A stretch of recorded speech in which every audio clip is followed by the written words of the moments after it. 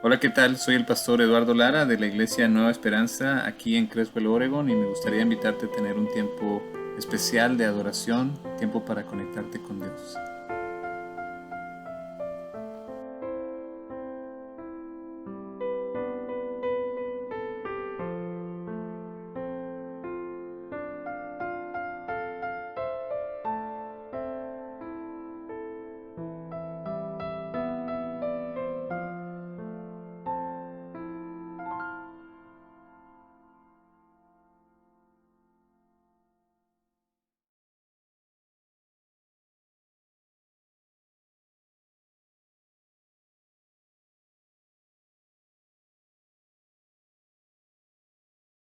La gracia en los inicios del cristianismo, practiquemos la gracia. Quiero hablar un poquito de la gracia de Dios primero, como creyentes de la salvación por gracia, es decir, que la salvación no la tenemos por nuestros propios méritos, sino por, perdón, los méritos de Cristo. Tenemos una visión alta de la gracia, una estima alta de la gracia. Proclamamos y celebramos la gracia de Dios. O sea, Dios nos ama y nos ha provisto de un camino para la salvación. Nos ha mostrado su gracia en Jesucristo. Dios se ha revelado como un Padre bueno, lleno de gracia, que recibe a todo aquel que se arrepiente y pone su fe en Cristo.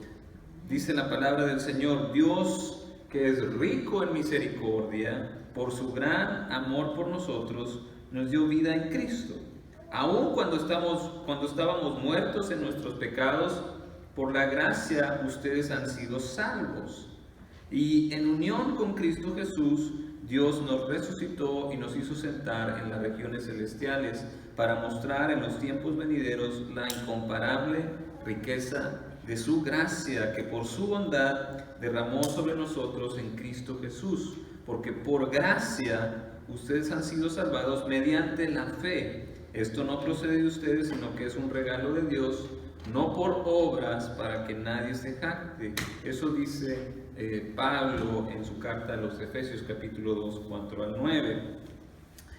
Bueno, ¿y cómo la pusieron en práctica los primeros cristianos? ¿Cómo le hicieron para practicar la gracia de Dios? Y continuando con la historia de los inicios del cristianismo en Hechos de los Apóstoles, estábamos viendo cómo se estaba resolviendo una diferencia esencial, doctrinal y teológica básica. O sea, doctrinal, que se trata de la enseñanza de los apóstoles, y también teológica, de lo que pensamos que es Dios. Y en la enseñanza estaba este conflicto de pensamiento. En la iglesia había conflictos. ¿Y cómo lo resolvieron? Bueno, pues se pusieron a platicar entre ellos y llegaron a un diálogo, porque los creyentes que eran fariseos judíos decían: bueno, ustedes para ser cristianos, para alcanzar la salvación que Dios ofrece, deben de circuncidarse y deben de seguir toda la ley de Moisés.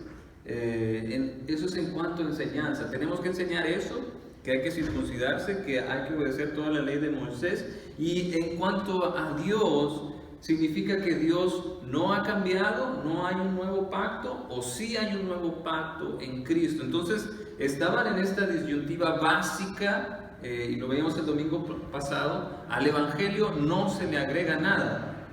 ¿Qué le puedes agregar a lo que Jesús ya hizo por ti? Entonces la iglesia de Antioquía, en este conflicto de enseñanzas, manda a Pablo y Bernabé a Jerusalén para ver este asunto, donde se reunieron todos los líderes de la iglesia, y lo vimos el domingo pasado. Entonces Pedro, Pablo, Bernabé y Jacobo dan argumentos a favor de que Dios hizo cambios significativos y mostró con señales que Él era el que estaba haciendo estos cambios sobre la gracia, y lo confirma también por medio de su palabra que venía desde los profetas. Entonces, después de todo esto y de que la gente se quedó maravillada escuchando los argumentos que daban, entonces Jacobo, que era probablemente el líder de la iglesia, dice: he venido a esta conclusión. Y esta conclusión fue aprobada por la iglesia entera, por todos. Dijo, por lo tanto, este es Jacobo, yo considero que debemos de dejar de ponerles trabas a los gentiles que se convierten a Dios. Más bien debemos escribirles que se abstengan de lo contaminado por los ídolos, de la inmoralidad sexual, de la carne de los animales estrangulados y de sangre. En efecto, desde tiempos antiguos Moisés siempre ha tenido en cada ciudad quien lo predique y lo lea en las sinagogas todos los sábados. ¿Qué significa esta resolución de parte de Jacobo para toda la iglesia, para el principio de la iglesia? Primero, la resolución de Jacobo es que hay que extender la gracia hacia los gentiles, que ya no se les ponga trabas. Unos vienen a Cristo y luego dicen, no, pero tienes que hacer esto, y tienes que hacer esto otro, y esto otro, y esto otro. Y entonces, como vimos, eso ya se vio en la junta y Pedro, Pablo, Bernabé dieron suficientes argumentos para decir que las cosas han cambiado y que Dios ha aceptado a los gentiles no judíos igual que a ellos. ¿Por qué? Porque les dio su Espíritu Santo y no puedes ir en contra del Espíritu Santo. Es Dios mismo confirmando que puede vivir en los gentiles. Y lo que clarifica es que los gentiles se han purificado por medio de la fe en Cristo. Entonces, ¿para qué le vas a poner más trabas y ponerlos a obedecer la ley, a circuncidarse, para que se hagan judíos? Porque los judíos, el pensamiento de los judíos es que ellos eran el pueblo escogido de Dios y ellos eran los que ya tenían la salvación. Y entonces no, viene esta confirmación, no. Los que son salvos es por la fe en Cristo, en este nuevo pacto. No importa de dónde vengas, que eran las visiones que tuvo Pedro y cómo se confirmó por medio de Pablo, que fue enviado a los gentiles siendo él un judío. Y él vio con sus propios ojos cómo la gente se convertía y tenía al Espíritu Santo igual que a los judíos. Y por eso dice Pedro, Dios me escogió para que hiciera un pueblo escogido de los gentiles. Y entonces, pues eso significa que no nada más los judíos son los escogidos, sino todos los que el Padre llame y respondan al mensaje de salvación, al Evangelio. Entonces, la resolución dice, ya no le pongan trabas a los judíos. Y eso lo celebramos porque nosotros no somos judíos, pero podemos entrar al pacto por medio de nuestra fe. Aleluya, gloria a Dios, podemos entrar al pacto nuevo de salvación por medio solamente de nuestra fe. ¡Viva la gracia! ¡Amén! ¡Amén! ¡Chida la gracia! Pero luego, hay una segunda parte ahí. Dice, debemos escribirle que se abstengan de lo contaminado por los ídolos, de la inmoralidad sexual, de la carne de animales estrangulados y de sangre. ¿Por qué Jacobo hace eso? ¿No que ya no más trabas? Estaba bien hasta ahí, hasta la primera parte. Somos libres. ¿Solo importa los gentiles? ¿O también importan los judíos que vienen a Cristo? ¿Solo importa la gracia que yo tengo o también la que se le da a mi prójimo?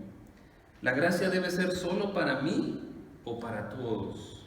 Entonces hay que aprender a dar y a recibir la gracia. Y lo vemos desde el ministerio de Jesús, ¿verdad? En la oración modelo que dice Jesús en el Padre Nuestro, perdona nuestras ofensas y ya. ¿No? ¿Qué dice? Así como perdona nuestras ofensas, así como nosotros perdonamos a los que nos ofenden. Entonces nos mueve a la gracia. Sí recibes la gracia, pero tú también tienes que mostrar gracia a los demás. Y aquí el líder de la iglesia de Jerusalén muestra una resolución que da gracia no solo a los gentiles, pero también a los judíos, porque había judíos en todas partes. Pablo, de hecho esa era la estrategia misionera de Pablo, iba a las sinagogas a donde quiera que iba porque había sinagogas. Había muchos judíos y ellos conocían conocían la ley y seguían la ley. Entonces se les ofrece gracia a ellos también, porque para ellos era una gran ofensa comer de lo contaminado. Para los gentiles a lo mejor era una comida más. Vamos a comer, ¿qué vas a comer? Carne. Bueno, vamos aquí y agarramos carne. Pero esa carne había sido sacrificada a los ídolos.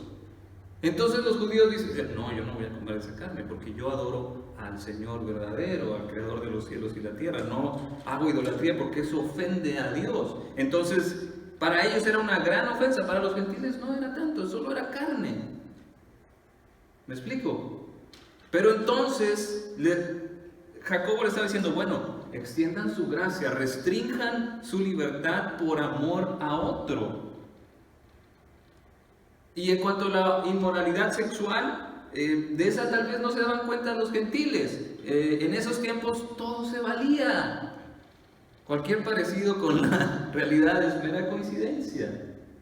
Y no era tan ofensivo, pero para los judíos que conocían la ley, que si va usted a Levítico 18, ahí le muestra todo lo que está permitido y no permitido, pero básicamente es esto. El sexo es un regalo de Dios que solo es para el matrimonio. Fuera de ahí no. Y tengo que aclarar en estos días que el matrimonio es entre un hombre y una mujer. Y eso era lo que se hacía. Pero en esos tiempos no había restricción en cuanto a eso. Y para los judíos era una gran ofensa, así como que es para una gran ofensa para Dios. El sexo es para el matrimonio. Entonces, les dice Jacob, hagan esto por amor a los demás.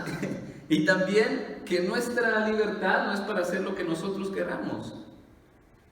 La salvación que tenemos en Cristo es para seguir a Cristo, para vivir vidas santas, para tener una vida plena. Y Dios sabe cómo darnos una vida plena, por eso nos dio la ley. Nos dice, dale por aquí, por acá no. Y aparte, en ese tiempo no solo había ese tipo de relaciones, sino incluso había religiones que pedían que tuvieran relaciones sexuales. Entonces, era algo extraño, ¿verdad? Más bien, no era algo extraño para los gentiles, pero sí era abominable para los judíos. Entonces, la otra cosa que les pide Jacob es abstenerse de la sangre y de los animales sacrificados, de la carne, de estos sacrificios en los templos y luego de esa carne. Y también no comer la sangre. ¿A qué se refiere eso? Y eso viene desde los tiempos de Noé, cuando le dice, cuando comas un animal, derrama su sangre sobre la tierra, porque yo voy a pedirte cuentas de toda la sangre que se derrame, y tú tienes derecho a eso, pero honra al animal, honra ese sacrificio del animal para que tú te lo puedas comer. Y eso lo practicaban desde siempre. Entonces por eso no comían un animal con la sangre, sino que la ponían en el suelo como una manera de darle gracias a Dios.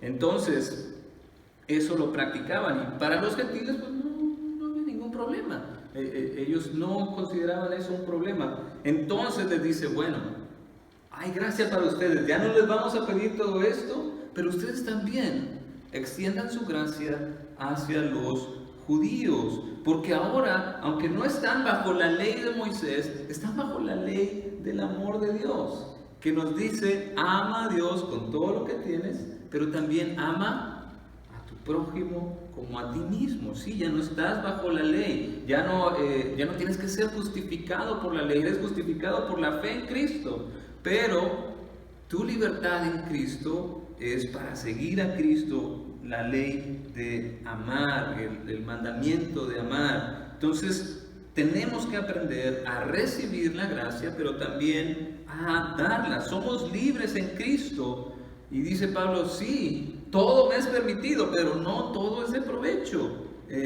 Todo está permitido, pero no todo es constructivo. Que nadie busque sus propios intereses, sino los del prójimo. Si yo sé que mi libertad va a afectar a otro, entonces me calmo, por amor a mi hermano, a mi hermana. Tenemos que mostrar la gracia, por ejemplo, aquí hacia otras culturas. A los que tienen diferentes tradiciones. Por ejemplo, aquí en la iglesia estamos en Estados Unidos y ellos tienen una manera distinta de ver la vida, entonces nosotros tenemos que extender la gracia hacia sus costumbres. Tenemos que ofrecer la gracia a sus tradiciones, a su manera de vivir, pero claro, nunca yendo en contra del Evangelio, pero sí tenemos que considerarlo, no nada más buscando nuestros propios intereses, sino ver los intereses de los demás, de la misma manera que ellos nos ayudan y nos muestran su gracia. Tenemos un servicio en español en un lugar donde se habla inglés. Nos muestran su gracia también. Entonces nos consideramos unos a otros en la iglesia. ¿Y por qué? ¿Por qué extender la gracia? Porque la gracia nos ayuda a tener unidad. Juan 17, la oración de Jesús por sus discípulos, los 12, pero también por todos los creyentes, es que nos amemos unos a otros. No importa que seas de Estados Unidos, de México, de Honduras, de Guatemala, tenemos que extender la gracia y de esa manera vamos a tener unidad, vamos a proclamar que Jesús está haciendo algo distinto, que no es un club de admiradores, sino que su Espíritu Santo cambia a la gente y la hace amar, la hace perdonar, la hace aceptar al prójimo. No solo a los que pensamos igual, sino a todos. Y eso es ser cristiano, es practicar el amor, practicar la gracia, y eso se había practicado desde los inicios del cristianismo, y se hizo en conjunto, todos los líderes y todos con, sobre todo, el Espíritu Santo, y lo pusieron por escrito.